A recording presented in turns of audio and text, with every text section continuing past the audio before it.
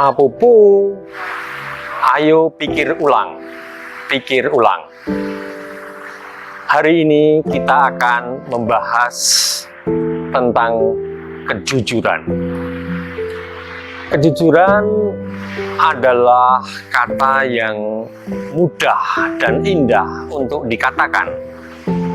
Namun kita benar-benar akan bertemu dengan kejujuran ketika kita mengalami bertemu dengan ketidakjujuran dimanapun, mulai dari hal-hal sepele di rumah, di sekolah, dalam permainan, dan juga di dalam hal-hal yang ada di tengah masyarakat. Saya mau mengajak untuk melihat kejujuran sebagai sesuatu yang layak untuk diperjuangkan, bukan hanya demi masyarakat yang lebih bermartabat, yang lebih baik, namun juga bagi masing-masing dari kita untuk menjadi manusia yang lebih luhur. Kejujuran sebenarnya sudah mulai dikenalkan sebagai salah satu nilai kebaikan di dalam keluarga. Anak-anak sudah dikenalkan dengan itu, dan ini yang paling penting. Karena kejujuran yang pertama-tama terkait dengan sikap hati yang justru mulai ditanamkan, dikenalkan ketika kita ada pada masa kanak-kanak. Bagian dari hal yang baik yang ditanamkan keluarga pada anak-anak, mulai dari hal-hal sepele. Apakah aku yang mengambil lauk kakakku? Apakah aku sudah menutup pintu? Apakah aku sudah mencuci piring? Ketika hal-hal itu ditanyakan oleh orang tua kita, maka jawaban itu telah membawa kita pada pelatihan mengenal kejujuran.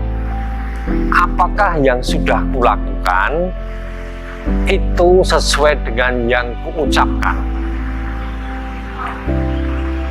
Banyak hal sudah kita pelajari dalam keluarga, di mana saat kita mengatakan sesuatu yang tidak semestinya, yang bukan sebenarnya, maka orang tua kita akan menegur.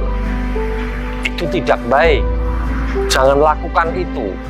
Katakan sebenarnya, katakan apa adanya.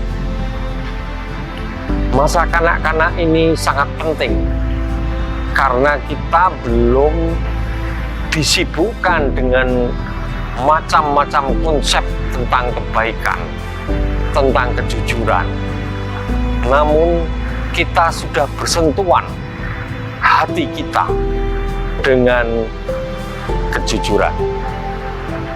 Hal-hal yang tidak sesuai dengan nilai kejujuran tentu akan mendapatkan komentar yang tidak mengenakan. Mungkin dengan sedikit bentaan, dengan amarah, dengan membandingkan dengan orang-orang yang tidak jujur, bahkan dengan cerita-cerita entah dari dunia binatang atau dari dunia pewayangan atau dunia sinetron yang memberikan petunjuk bagaimana orang yang tidak jujur tidak mendapatkan apresiasi, tidak mendapatkan penghargaan. Bahkan kadang-kadang juga diberikan cerita bagaimana orang yang tidak jujur akan mengalami nasib yang tidak mujur. Karena itu, maka nilai kejujuran yang paling utama itu justru dikenalkan kepada kita saat kita masih kanak-kanak. Dan itu langsung terkait dengan hati kita. Perasaan ketika dipuji karena kejujuran, juga perasaan ketika dimarahi akibat ketidakjujuran itu membekas, menempel, dan itulah yang menjadi modal untuk membangun kejujuran di atasnya. Baik itu kejujuran yang ada di dalam masyarakat maupun di dalam kelompok-kelompok, karena semuanya pasti menuntut kejujuran. Kejujuran ada pada fase yang berbeda. Teman-teman, kita semua pasti pernah mengalami pendidikan sekolah dasar atau bahkan yang sebelumnya. Itu adalah saat dimana kita dikenalkan dengan nilai kejujuran yang berbeda fase dari kejujuran di dalam keluarga saat kanak-kanak. Karena pada saat kita sekolah, kita bertemu dengan orang lain, dengan anak-anak dari keluarga lain. Dan kita pun ada di dalam sebuah, boleh dikatakan, permainan yang berbeda. Di sekolah ada kejujuran yang terkait dengan studi. Orang tidak boleh menjiplak hasil kerjaan orang lain. Ketika bermain olahraga, orang harus sportif. Ada kejujuran-kejujuran yang pasti dilihat oleh banyak orang yang lain yang ada di lapangan itu. Maka ketika kita mulai dengan sekolah formal, dengan segala macam kegiatannya, kita mulai dikenalkan dengan kejujuran yang tidak lebih mendasar dari apa yang dapat kita peroleh di rumah, dalam keluarga. Tetapi kejujuran yang ada di sekolah itu mengandaikan anak mengalami pendidikan lebih dahulu dalam hal kejujuran di dalam rumah tangganya. Kalau anak tidak pernah mengalami pendidikan di level rasa, oleh karena ujian atau bentakan dari orang yang lebih tua terkait kejujuran, maka ketika mereka harus belajar dan harus mengikuti norma-norma kejujuran itu, lalu sekedar hanya sandiwara, hanya permainan yang diperlukan supaya boleh bermain di sekolah, boleh bermain bersama teman-teman yang lain. Bahkan sampai di bangku kuliah, orang sekedar mengikuti aturan main di tempat itu agar selamat, agar bisa sampai akhir selesai, menyelesaikan hal-hal yang dianggap umum. Namun tanpa dasar dari fondasi dalam keluarga, pendidikan kejujuran, tentu semuanya tidak lebih dari sekedar permainan drama yang ketika fase studi itu berlalu, maka kejujuran pun ikut berlalu. Tidak ada sesuatu yang membekas, yang menempel kepada kepribadian, tapi sekedar cara untuk bertahan ada di dalam sebuah lingkungan tertentu. Meskipun demikian, tetap saja pendidikan kejujuran diperlukan di bangku sekolah, karena nilai-nilai itulah yang diperlukan untuk hidup bersama di dalam masyarakat.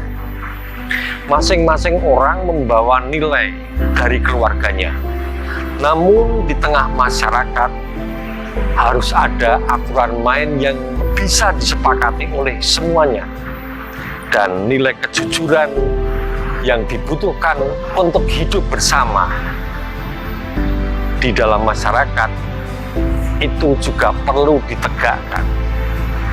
Karena itu, kalau yang pertama tadi kita berbicara tentang rasa kejujuran yang ditanamkan dalam hati kita, maka mulai dari bangku sekolah yang paling dasar sampai nanti bangku kuliah yang paling tinggi, itu juga menuntut adanya nilai kejujuran, namun kejujuran yang bisa diterima dan dipahami oleh seluruh anggota masyarakat dengan latar belakang yang berbeda-beda. Karena itu, kejujuran juga menjadi hal yang penting di dalam proses pendidikan, agar supaya masyarakat yang akan menjadi pengguna dari hasil-hasil pendidikan itu bisa bertumbuh oleh karena diisi oleh orang-orang yang memiliki integritas oleh karena pendidikan. Setelah berbicara tentang dua fase sebelumnya, kejujuran dalam fase pendidikan dalam keluarga, dan kemudian fase pendidikan kejujuran di bangku sekolah yang menyiapkan orang untuk bisa hidup secara wajar dan bermartabat di tengah masyarakat untuk memberikan yang terbaik bagi masyarakat. Maka yang ketiga, saya mau berbicara mengenai puncak dari itu. Yang ketiga ini adalah fase yang justru personal sifatnya. Yang personal itu adalah buah dari apa yang ditanamkan dalam keluarga. Karena kejujuran yang personal itu langsung kena di hati manusia, bukan sekedar menjadi ukuran bersama supaya permainannya fair, penuh dengan kejujuran. Namun yang ketiga ini berbicara tentang kualitas personal, kualitas pribadi. Saya suka untuk menggunakan kata berintegritas. Dengan kata berintegritas itu yang saya maksudkan adalah bahwa kejujuran bukan hanya dilakukan oleh orang per orang, karena mereka diberitahu bahwa kejujuran itu baik, bahwa kejujuran itu dituntut oleh orang lain. Namun dengan integritas itu saya maksudkan adalah bahwa kejujuran sekarang sudah menjadi aliran yang muncul dari kepribadian seseorang. Oleh karena ketika masih masa kanak-kanak, dia dikenalkan dengan rasa kejujuran. Ketika dia mulai sekolah, dia dikenalkan dengan konsep-konsep dan aturan bermain yang jujur bersama dengan anggota masyarakat yang lain. Maka pada fase yang ketiga ini, orang menjadi sumber-sumber kejujuran itu sendiri. Kejujuran mengalir dari dalam dirinya, bukan karena disuruh, bukan karena ditakut-takuti, bukan karena diiming-imingi akan mendapatkan hadiah namun kejujuran itu mengalir bagaikan mata air yang jernih dari pribadi seseorang. Ini yang diperlukan ketika orang sudah selesai dengan studinya. Dia harus menjadi manusia bebas di tengah masyarakat, memberi nilai kepada masyarakat, memberi kontribusi kepada masyarakat dengan nilai kejujuran. Kita tahu negara kita butuh banyak orang yang menjadi pionir kejujuran ini. Hanya dengan kejujuran yang dibawa oleh masing-masing pribadi, maka masalah korupsi, masalah kesenjangan sosial yang akarnya adalah ketidakjujuran bisa diatasi. Maka salah satu yang menjadi kriteria apakah seseorang sudah memiliki integritas semacam ini adalah apakah orang masih menggantungkan diri pada rasa malu sehingga dia berbuat jujur hanya untuk menghindarkan rasa malu ketika dilihat orang, ataukah dia sudah memiliki rasa salah tanpa harus ada orang yang mengawasi. Tetapi kalau aku bertindak tidak jujur, maka ada suara hati yang menyalahkan aku. Orang-orang seperti inilah yang kita perlukan untuk negeri ini, untuk masyarakat ini. Dan ini sekaligus menunjukkan kualitas pribadi kita yang akan dikenang orang, bukan karena kehebatan yang mungkin melebihi orang lain, namun terlebih adalah karena kejujuran. Dengan apa dia bertindak sesuai dengan jati dirinya, karena kejujuran dilihat sebagai anugerah yang ilahi sendiri kepada seseorang untuk hidup apa adanya sesuai dengan anugerah dari yang ilahi sendiri. Maka kalau kita mengamini ketuhanan yang Maha Esa, kita menyadari bahwa yang ilahi itu ada di dalam diri kita masing-masing, dan dia menganugerahkan kepada kita masing-masing sesuatu yang harus kita hidupi secara jujur, bukan dengan manipulasi hanya demi supaya mendapatkan pujian orang, atau manipulasi supaya mendapatkan wah dari orang lain, atau mendapatkan status sosial yang sebenarnya belum tentu sesuai dengan apa yang menjadi anugerah dari yang ilahi pada diri kita masing-masing.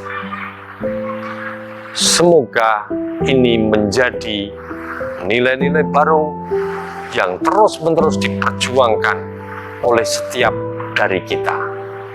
Salam semesta.